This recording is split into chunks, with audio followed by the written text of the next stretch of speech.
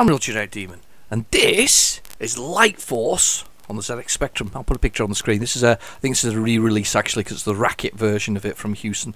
This is actually an amazing looking shooter on the Specky, because they went with the whole, they dealt with the colour clash in a way that makes it really quite beautiful to look at.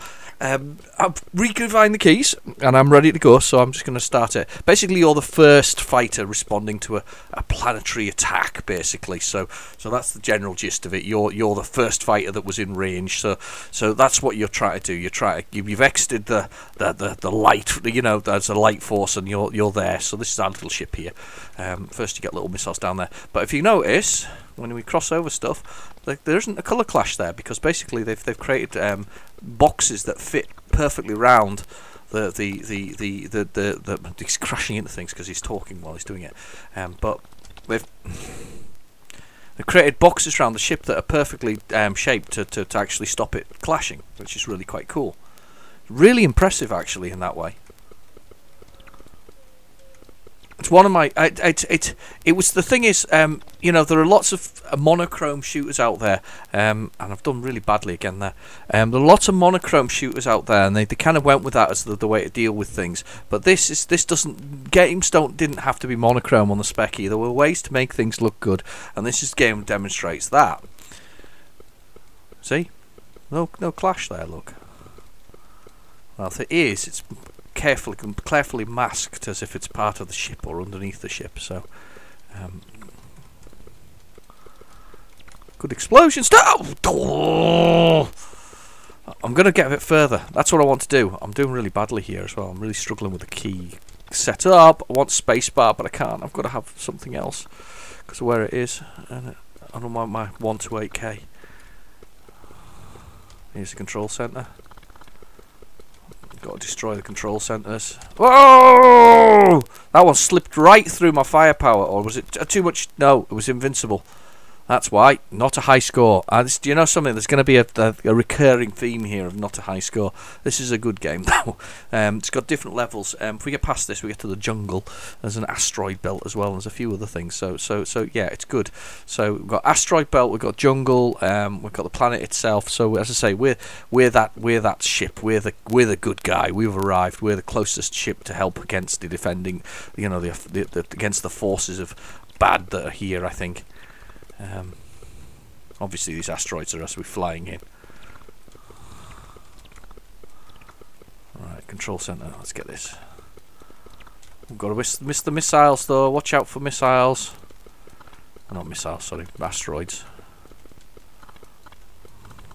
There we go, we'll get past that bit. Oh, damn it. Ah! No, move! There.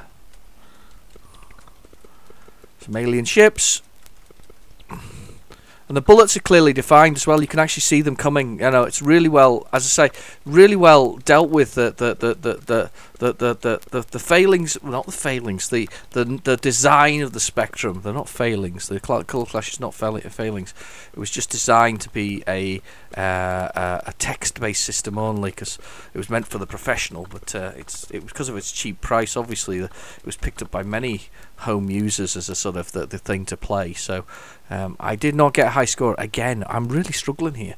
I'm really struggling. I should really have a joystick in. Will it take my joystick? I don't know which joystick I've got though. Let's see whether or not I will. J for joystick. What have you got? Kempston, Sinclair. I've got a Sinclair. Got a Sinclair joystick somewhere. I'm sure I do. No. I for Sinclair. I really need to put a joystick in. I think is what I need to do. So you just stay there. I'm gonna go rummage right now. Look, I'm gonna rummage. I'm gonna go across the room. Listen, go across the room. Go across the room. Oh. Rummaging for a joystick. You stay there. What are you doing? Oh, oh no. Oh god. Oh, where are they? I think they're in the drawer. Oh, let's have a look. We're looking for a joystick. What have we got in here? Rummage. I can see one with the right connector, with a grey connector on it. Ah, joystick! We have a joystick. Are you still there? Don't go away. I'm looking. I'm working on it. Plug this thing in.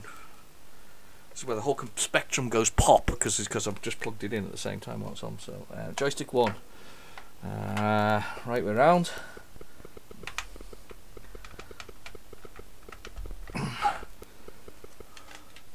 Yes, joystick is in. Right, okay, this is what I wanted. So this should make my performance even worse.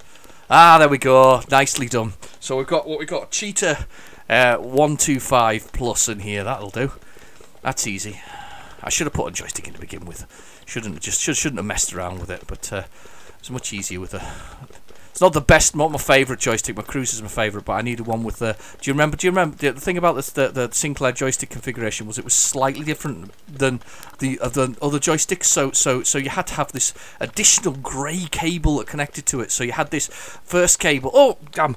You had the first one, which was the traditional sort of Atari, I think is the way to describe it, Atari configuration, and then you had this grey cable that was for the Sinclair if you had one of these Cheetah joysticks. Because then it would work with the Sinclair things, because they just changed the wire configuration around. You can reconfigure a normal joystick to work with the Sinclair configuration, but they're need another go. But they reconfigured the whole thing so that it worked slightly different. I don't know why it did that, to be honest with you. So I often put a Kempston. I've got a Kempston, original Kempston interface, which I shredded. Well, I took the case off it so that I can fit it in the back, because it doesn't fit otherwise into a 128K, but it gives me Kempston normally. But I haven't plugged that in this time around. That's what you really should have done, because I quite like, as I say, quite like my Cruiser joystick over this one. I'll put a picture on screen if you like. So this is what I'm using, the 125. Plus with that Philly cable at the end, which I'll show you a picture of that as well. And then we've got the more traditional, or my favourite at the moment, the Cruiser. So this is the Cruiser now. There you go. Well, it's pink joysticks. It's got an adjustable colour on it actually, so that you can adjust the strength of it. I keep crashing into them. That's just really bad. Don't want to crash into you anymore. Please don't make me crash into you. Right. Okay, we've got past here. Oh! Oh, destroy group. Yes, I am destroying it. Oh, wow! Yeah, do you know that it sends one straight down at you occasionally? It's intentional. It's part of the design of the game, and it just it does that. And then you've got oh gosh, these ones are not nice. Ah! I'm gonna cheat, putting the auto fire on. That's it. That's really good. Do you see that auto fire? That's how it works. It's awesome, isn't it? Do you see that? It really works well. It worked once. Brilliant. Right, practice. Let's make it through this first level. Really good game, this one, actually. I haven't seen it on the Commodore 64. I've seen it on the Amstrad. In fact, I played it not long ago on the Amstrad. I managed to get the second level on that. It looks good on the Amstrad too. But the Specky version, I think there's something special about this version. In the no! You go away every time. Yeah, there's something special about the way this looks. I think it does look. I think it looks quite, because it's unique in the way that it you know, well, not unique now, but it was unique at the time for the way it dealt with the graphic. Oh, the Spectrum's color clash and all the other things that went with it. Quite a good game, really. Right. Okay. Right. Missiles. Some of these missile things are indestructible, like that one. It throws them down at you every so often. It's like every third one is like chucks one at you full speed. I've done it again. Upset me. Ouch. Come on, let's do it again. I'm gonna want to get to the second level because it needs to be done. So, right, okay, let's get some missiles. Tapping away at the fire button here. Oh, what am I doing? Not concentrating. That's what I'm not doing. It's just one of those. It's good though. Don't get me wrong. Good game. Ah, one of those things. Right. Okay. Here comes. It starts throwing out the fast ones now. Right. If I keep moving, that should really upset it because it won't be able to pick where it wants to send them at. That's it. That's better. Right. I've got that one incoming. Yes, avoided it. No. Ah! I knew that was coming as well, which is worse. I wouldn't mind, but I was absolutely on top of that there. Oh well, it was, but it wasn't good enough on top of it. But I was thinking about being on top of it. This excuse is coming out. Ah! Do you know I'm having flashbacks now to Aztec Challenge with this when these things are flying at me at full tilt. You can go away with that behaviour. These rocks, sorry, these are nasty.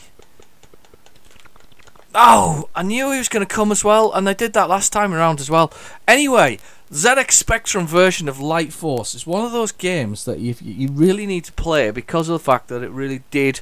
You had graphics, you had colour, you have all these wonderful things going on. It's well worth playing. It's well worth your time.